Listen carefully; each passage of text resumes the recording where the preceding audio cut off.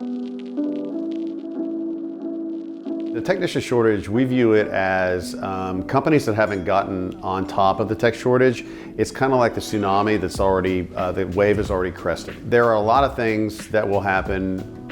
Almost all of them are not good. I think the first thing that will happen is that there will obviously be, for companies, a increase in wages, right? So employee costs are going to go through the roof. And we really believe, and our numbers bear it out, that we're on the front end of this technician shortage. I mean, we're in the, to put it in a baseball analogy, we're in the bottom of the first. I think the second thing that's going to happen is, and again, this is a real problem, is that trucks are going to be put on the road without proper safety checks.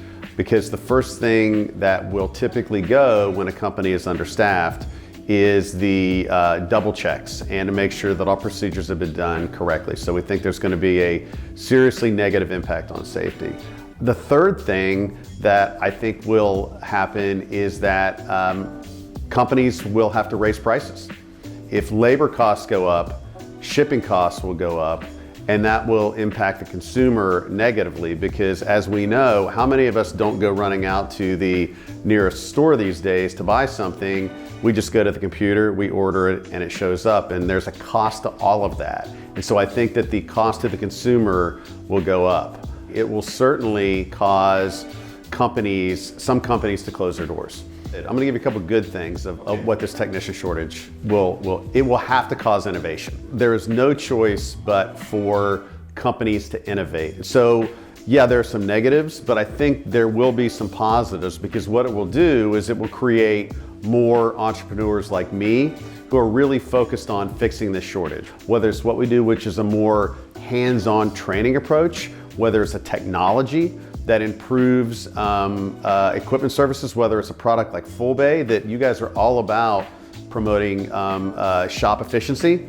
So I think there's going to be some really interesting opportunities. I think there's also going to be opportunities for new artificial intelligence technologies, because companies are going to have to, figure out ways to perform jobs where maybe it used to take them to run their shop effectively 10 people, they're just going to have to figure out a way to have the same throughput and having 6 people instead of 10 people. And I think technology can be a huge benefit to helping them achieve those goals.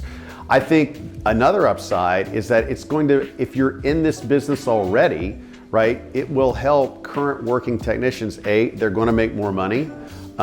B, they're going to be more effectively trained, because they're going to have to be more effectively trained to do those more complicated repairs than what they've previously done. So I do think there's some positives.